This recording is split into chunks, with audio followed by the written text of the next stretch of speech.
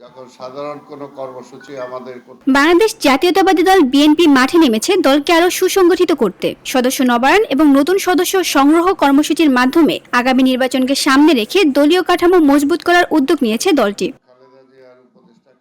রাজধানীতে আয়োজিত এ উপলক্ষে কর্মসূচিতে প্রধান অতিথি হিসেবে উপস্থিত ছিলেন বীর মুক্তিযোদ্ধা ও বিএনপি চেয়ারপারসনের উপদেষ্টা আব্দুস সালাম। আরও উপস্থিত ছিলেন বিএনপির সিনিয়র নেতৃবৃন্দ ও সাংস্কৃতিক ব্যক্তিবর্গ, যারা আন্দোলন ও সাংগঠনিক প্রস্তুতি নিয়ে বক্তব্য রাখেন।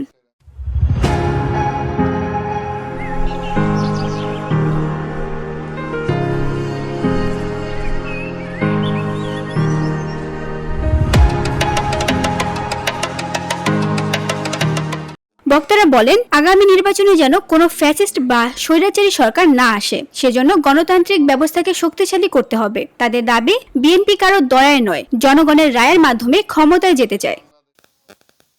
ইউনিয়ন পরিষদের চেয়ারম্যান হইলে কি আমার যে ভারত সীমান্তে যে পুশিন হইতেছে, ওই চেয়ারম্যান যে পুশিন ঠেকাইতে পারবে?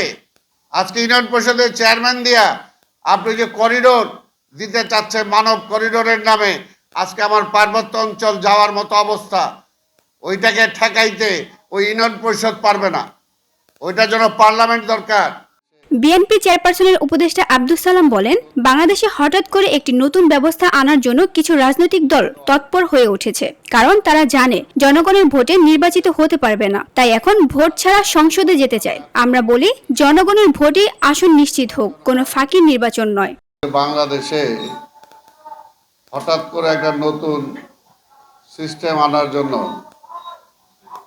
কিছু কিছু দল বেশি তৎপর হয়ে পড়ছে। এটার একমাত্র কারণ যে তারা জনগণের ভোটে নির্বাচিত হতে পারবে না বা পারে না, বা এখনো বুঝতেছে যদি নির্বাচন হয় জনগণের ভোটে তাদের সংসদ সদস্য হওয়ার সম্ভাবনা একেবারেই নাই। সেই কারণে তাদেরকে সংসদে যাইতেই হবে। অর্থাৎ জনগণ চায় না, কিন্তু জনগণের পক্ষে ওনাদেরকে যাইতে হবে। তবে জনগণের পক্ষে যদি আপনি যাইতে চান, তাই জনগণের ভোটে নির্বাচিত হয়ে আসেন।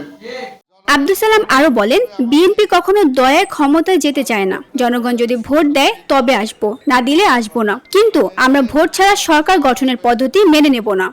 আমরা তো বলি নাই যে বিএনপিকে ক্ষমতায় দেয়। বিএনপি ক্ষমতার জন্য লড়াই করে না, বিএনপি ক্ষমতায় ছেড়ে দেয় দেশের প্রয়োজনে।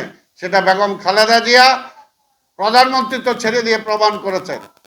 সাংগঠনিক কার্যক্রম সম্পর্কে নেতারা জানান, পুরনো সদস্যদের নবায়নের পাশাপাশি নিয়ম মেনে নতুন সদস্য সংগ্রহ চলছে। জেলা ও ওয়ার্ড পর্যায়ে ফরম বিতরণ ইতিমধ্যেই শুরু হয়েছে। তারা আরো বলেন, যদি কোনো নিষিদ্ধ রাজনৈতিক দল অন্য নামে নির্বাচন করে, তাহলে গণতন্ত্রের অবস্থা আরো সংকটময় হয়ে উঠবে। সংস্কার কোনটা? ভিওডি বাংলা, ঢাকা। নির্বাচনে যে সরকার ক্ষমতায় আসবে